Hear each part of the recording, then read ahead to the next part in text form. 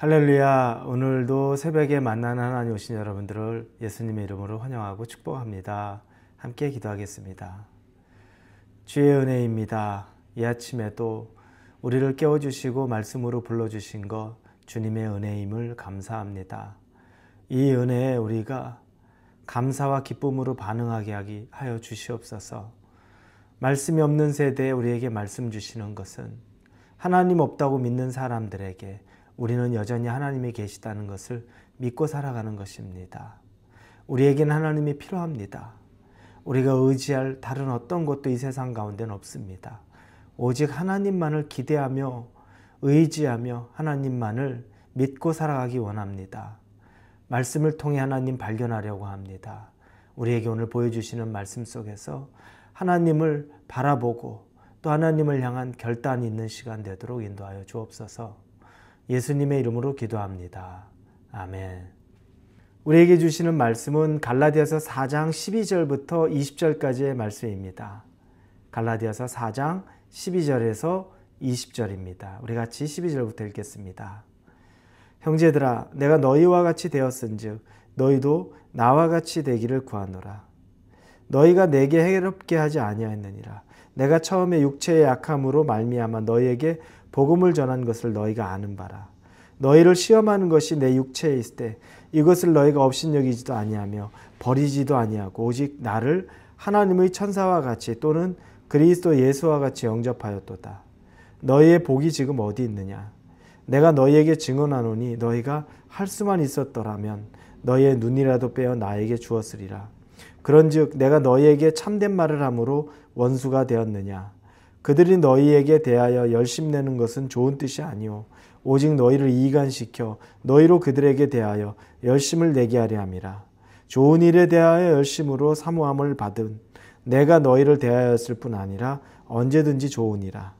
나의 자녀들아, 너희 속에 그리스도 형상을 이루기까지 다시 너희를 위하여 해산하는 수고를 하나니 내가 이제라도 너희와 함께해서 내 언성을 높이려 함은 너희에 대하여 의욕이 있음이라. 아멘. 바울이 신랄하게 갈라디아 교인들을 책망하고 있었다는 것을 우리는 이 말씀을 통해 보고 있었습니다. 그러면 한 가지 생각을 해볼게. 그럼 바울과 갈라디아 교인들은 처음부터 그렇게 사이가 어그러져 있었나 생각 안 해볼 수 없습니다. 그들이 처음부터 어그러진 사이는 아니었습니다. 그들은 아무 문제가 없었고 처음에는 아름다운 관계였습니다. 12절에 보면 바울이 얘기하는 것을 내가 너희와 같이 되었은즉 이라고 말합니다. 바울은 갈라디아인들, 이방인인데도 불구하고 유대인처럼 자기 동족처럼 똑같이 취급을 하고 그들과의 관계를 가졌던 겁니다. 내가 너희와 같이 되었다. 자기 자신도 반대로 말하면 이방인과 똑같은 마음으로 그들과 살았던 거죠.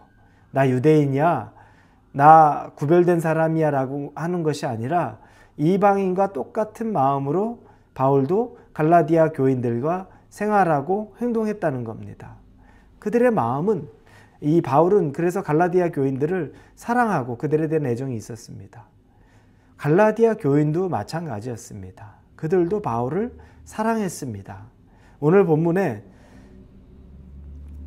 13절 14절에 보면 바울이 육체의 가시, 연약함이 있었다는 것을 말합니다. 자기가 육체가 연약한데 특별히 13절에 보면 내가 처음에 육체의 약함으로 말미암아 너희에게 복음을 전한 것을 너희가 아는 바라. 너희를 시험하는 것이 내 육체에 있을 때 이것을 너희가 업신여기지도 아니하며 버리지도 아니하고 오직 나를 하나님의 천사와 같이 또는 그리스도 예수와 같이 영접하였느니라 이렇게 나옵니다. 육체의 가시, 뭔가 육체적으로 볼 때 바울이 조금 아파 보이고 정상적으로 안 보였던 부분이 있었던 것 같습니다. 그런데 이 갈라디아 교인은 그 바울을 그냥 사랑했습니다.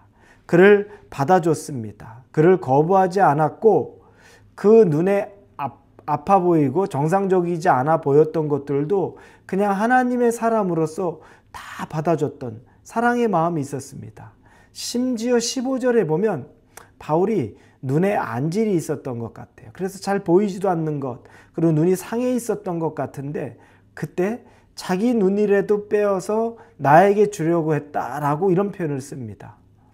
갈라디아 교인이 바울에 대해 얼마나 헌신적이었고 애정을 가졌고 사랑을 다했는지 우리는 선명하게 봅니다. 바울도 갈라디아 교인을 사랑했고 갈라디아 교인도 바울을 사랑했습니다. 그러면 지금 이 책망의 내용으로 보면 어디서 무엇이 잘못되었을까 생각 안 해볼 수 없습니다. 그건 바로 아름답고 귀했던 이 둘이 이제 사이가 멀어지게 된 이유는 하나님의 말씀입니다. 메시지죠. 바울이 그들에게 참된 말을 합니다. 그들이 조금 하나님의 말씀에 대해서 세상이 가르치는 율법을 따라가려고 할 때 그것에 대해서 깊게 책망을 하던 것, 그것 때문에 골이 깊어지기 시작한 겁니다. 진실한 말이죠. 참된 하나님의 말씀을 그대로 전하는데 그걸 받는 사람들이 기뻐하지 않는 겁니다. 여러분, 사람 사이가 갈라지는 거 순식간입니다. 말 한마디 때문에 서운하고 말 한마디 때문에 또 속상하고 화나기도 합니다. 서로 이렇게 눈이라도 빼어줄 것처럼 사랑하던 형제요. 그리고 내가 이방인인 것처럼 행세하며 똑같이 이방인이라고 살았던 사람, 두 사람 사이가 갈라지는 것은 순식간에 이루어질 수 있는 일이라는 겁니다. 형제가 완전히 돌아선 것처럼 보입니다. 여러분, 간혹 교회들이 분쟁하는 교회들을 보게 되죠. 요즘 참 많습니다. 그러면 정말 가슴 아픈 건 뭐냐면 교회가 목회자의 문제로 분쟁을 하게 되면 그럼 목회자와 교인들은 이 두 그룹으로 나눠져서 다투는 것이 아니라 교인이 교인끼리 또 싸웁니다. 교인들은 목회자가 볼 때는 집사님, 권사님, 장로님 이렇게 하지만 교인들은 자기들끼리 친한 사람들이 있을 때는 형, 동생, 언니, 누나 이런 표현들 써가면서 굉장히 가깝잖아요. 그런데 그분들이 교회에 분쟁이 생기니까 형, 동생 하던 사이가 서로 삿대질하고 싸웁니다. 욕을 합니다. 치리해야 된다고 말하고 치리의 대상에 사인하기도 합니다. 기가 막힌 일이 벌어지는 겁니다. 순식간에 이런 일들이 생겨나요. 형제가 형제를, 자매가 자매를, 한 형제가 이렇게 서로 대적하는 일들이 막 벌어집니다. 왜 그러냐면 예수님 안에서 한 마음을 품지 못하기 때문에 그런 것입니다.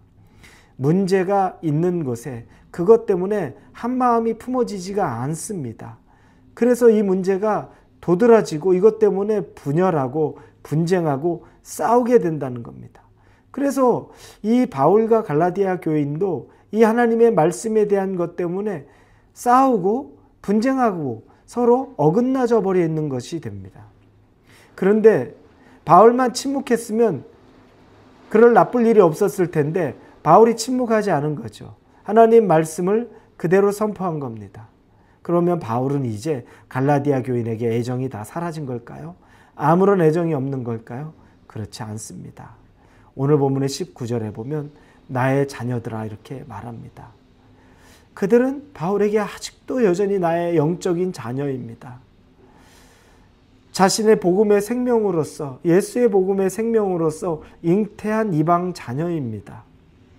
그래서 바울은 포기할 수 없는 겁니다. 그리고 더 그들에게 다시 돌아가려면 어찌하든 간에 복음으로 돌아가는 것밖에 없기 때문에 그들을 포기하지 않고 말씀으로 설득하고 가르치려고 하는 것입니다. 바울은 그들을 절대 포기할 마음이 없습니다. 포기하려 했다면 아무 말 안 했을 겁니다. 손발을 털고 그냥 나왔을 것입니다. 그런데 바울은 그렇게 하지 않습니다. 왜냐하면 바울은 그의 영적인 자녀들을 포기할 수 없는 것이기 때문에 그렇습니다. 사랑하는 우리 홀리웨이브 성도 여러분, 하나님이 우리를 포기하지 않습니다.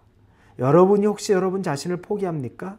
자꾸 넘어지는 문제 때문에 여러분 자신을 그냥 낙심한 상태로 내버려 두십니까? 옳지 않습니다. 하나님이 포기하지 않으면 여러분도 여러분을 포기하지 마십시오. 그리고 여러분 옆에 있는 사람들을 배우자나 가족이나 자녀나 형제나 부모나 포기하지 마십시오. 하나님이 여전히 포기하지 않습니다. 인내하실 수 있고 애정을 갖고 나의 자녀들아 라고 말하는 것처럼 사랑의 눈으로 기도하고 여전히 포기하지 않고 사랑하면 하나님이 언젠가 다시 때에 맞춰 회복시켜 주실 것을 믿습니다. 우리 같이 기도합니다. 어긋난 관계지만 예수 그리스도의 복음 안에서 다시 이 어긋난 관계를 회복하고자 나의 자녀들아 라고 외치는 그 외침이 우리의 삶에도 있습니다. 우리의 삶 가운데도 다시 예수 그리스도에게로 돌아가 나를 포기하지 않았듯이 나도 내 삶을 포기하지 않고 그리스도께로 돌아가게 하여 주옵소서. 예수님의 이름으로 기도합니다. 아멘.